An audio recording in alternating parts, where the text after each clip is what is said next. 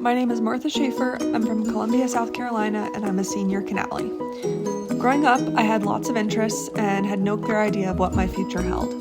So many different paths seemed interesting, and I was just kind of skating along. I had no idea where I wanted to go to college and only applied to Sewanee because my friend Ashton encouraged me to apply. I begrudgingly agreed, but when I visited, I quickly fell in love. I started out my Canale career the spring of my freshman year working as the site leader for Pathways to Civic Engagement, which is a site that aims to get students outside of the Bonner Canale program involved in service through short-term volunteer opportunities. This was a wonderful start to my involvement with Canale, as I enjoyed getting to work with a variety of community partners and help cultivate a culture of volunteerism on campus. However, it also helped me to realize that I would feel a little more fulfilled pursuing direct engagement opportunities.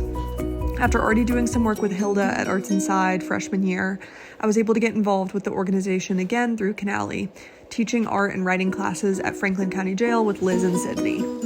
I loved seeing the direct impact of our work on the students, and in turn it helped bring out my creative side. For our last class of the spring semester, we were able to put together a book of poems and artworks that the students could take home, and to see their pride in themselves and their work was incredibly fulfilling. This made me reevaluate my academic career a bit.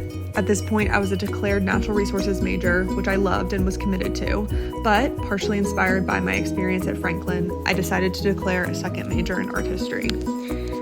During the fall of my junior year, I was abroad in Costa Rica, where my love for earth sciences grew even more, and I became pretty set on a career in ecology, but wasn't sure exactly how that reconciled with how much I loved working at the jail. My return from abroad marked the beginning of my Canale work with both Grundy County Safe Baby Court and the Grundy County Jail. Working at the jail was a central part of my life. It took up about 20 hours a week. It started with GED tutoring, then quickly became leading a GED class when the teacher abruptly quit. I spent so much time lesson planning, researching curriculum, finding activities to make the classes more engaging and approachable. It was a group of 6 women and me, and we became very close. I learned a lot about their lives, their families, what they liked and disliked, their greatest successes and their biggest challenges. Leaving the jail for the last time in May, it broke my heart a bit to know I would never see some of them again, but I expected to pick up my work working for the GED test with a few who would still be incarcerated come August. This leads me to one of the more challenging aspects of this experience, dealing with the administrative obstacles that have limited our work in the jails this year. Being kept out of Grundy in particular has been devastating. I had so many ideas of programs, classes, and partnerships to develop as co-site leader this year, but seeing those opportunities pass by was difficult. I've also been concerned about the people I worked with in the jail and if they're okay, considering the safety concerns currently ongoing at Grundy.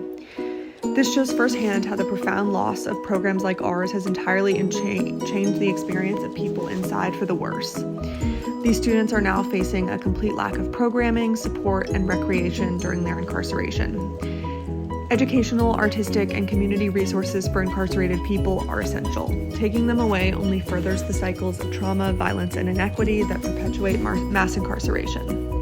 While this process has been frustrating, it has also shown me the slow nature of this kind of work. Progress is painstaking, incremental, and often temporary, but that doesn't make it any less worth it. While I'm still not exactly sure what I want to do and what career path I'll pursue, I've learned to love the detours along the way. I'm so thankful for everything Sewanee has brought me, new interests and passions, friends that feel like family, and an exciting road ahead. I'm not sure what will come next, but I'm excited for the journey.